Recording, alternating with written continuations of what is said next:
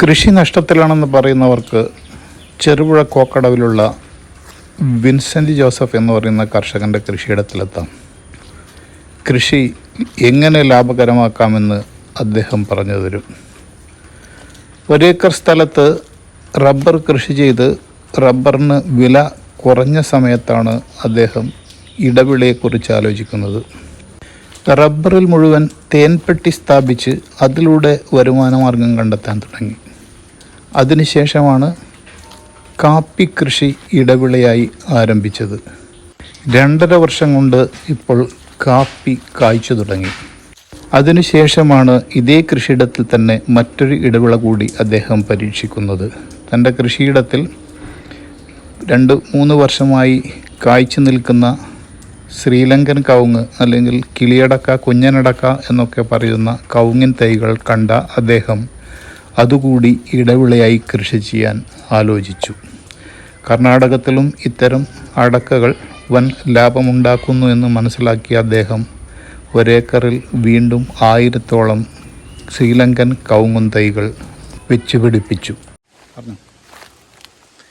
അല്ല, ഇടവിളയായിട്ട് കാപ്പിയുണ്ട്, കവുങ്ങുണ്ട്, റബ്ബറിന് ഇടവിളയായിട്ട്. ഇത് നല്ലൊരു കൃഷിയായിട്ടാണ് തോന്നുന്നത്. ഇത് നല്ല വരുമാന മാർഗ്ഗമാണല്ലോ അല്ലേ? അതെ, ഒരു കവുങ്ങേന്ന് ഒരു 500 രൂപയുടെ ആദായം കിട്ടുമെന്നാണ് പറയുന്നത്. തുടങ്ങിയ കവുങ്ങ് ഏത് വെറൈറ്റി? ഇത് എന്നാ പറഞ്ഞാൽ ശ്രീലങ്കൻ കവുങ്ങെന്ന് പറഞ്ഞാൽ ചെറിയ ടൈപ്പ് അടയ്ക്കേണ്ടതാണ്. അത് ആദ്യം വെച്ചിട്ട് ഇവിടെ കായ്ച്ചിട്ടുണ്ട് അല്ലേ? ഇത് വെച്ച് കായ്ച്ചല്ല, സാധാരണ നമ്മുടെ സ്വാഭാവികമായിട്ട് ഇങ്ങനെ ഇതൊക്കെ എവിടെന്നെങ്കിലും തൈകൾ കിട്ടിയിട്ടുണ്ടെങ്കിൽ അങ്ങനെ ശാസ്ത്രീയമായിട്ട് വെച്ചതൊന്നല്ല. ഇത് ശാസ്ത്രീയമായിട്ട് വെച്ചത്. ശാസ്ത്രീയമായിട്ട് വെച്ചത് നഴ്സറിയിൽ നിന്ന് വാങ്ങിയിട്ട് വെച്ചതാ. അത് നമ്മളൊരു 1000 എണ്ണത്തോളം വെച്ചിട്ടുണ്ട് ഉണ്ട് അല്ലേ? ഇതിപ്പോൾ 1 ഏക്കർ റബ്ബറാണെങ്കിൽ 1 ഏക്കർ റബ്ബർ, 1 ഏക്കർ കാപ്പി, 1 ഏക്കർ ഇതൊക്കെ. ഈ കവുങ്ങിൻ്റെ അടക്കക്ക് എത്ര റേറ്റ് കിട്ടുന്ന പറഞ്ഞത്? റേറ്റ് ഇപ്പോൾ അത് കർണാടകത്തിൽ ഇവിടെയുള്ള കടകളിലൊക്കെ 100 രൂപ വിലയില്ലാന്നൊക്കെ പറയും. ഇപ്പോൾ ദീപാവലി സീസണൊക്കെ നല്ല വില വരും. ഇതിങ്ങനെ കോഴിക്കോട് ഒരാൾ കൃഷി ചെയ്യുന്നുണ്ട്, അയാളുടെ വീട്ടിൽ വന്ന് ഈ സാധനം എടുത്തുകൊണ്ട് പോകാം. അതല്ലേ? അതിന് പ്രത്യേകിച്ച് നമ്മൾ സാധാരണ കവുങ്ങുകൾക്ക് വരുന്ന ഒരു രോഗപ്രശ്നങ്ങളൊന്നും, കുറുനാമ്പ് രോഗം ചിലപ്പോൾ കാണുന്നുണ്ട്. കുറുനാമ്പുണ്ട്, പക്ഷേ മറ്റേ ഇലപ്പുള്ളിയൊന്നും ഇല്ലല്ലോ. ഇലപ്പുള്ളി ഇല്ല, ഈ മഹാളി അങ്ങനത്തെ പ്രശ്നങ്ങളൊന്നും ഇല്ല. മാത്രല്ല ഇപ്പം വളങ്ങളൊന്നും ചെയ്യാതെ നിൽക്കുന്ന ഇത് തന്നെ വീണ് മുളച്ചുണ്ടായതാണ് ഇത്. ഇപ്പൊ നട്ടതിന് കുറച്ച് ശാസ്ത്രീയമായിട്ട് ചെയ്യുന്നുണ്ട്. അതിപ്പോ എത്ര ഉണ്ട്? അതൊരു 1000 എണ്ണം ഉണ്ട്. ഇത് അങ്ങോട്ടുണ്ട് കുറച്ച്. ഇതിപ്പോ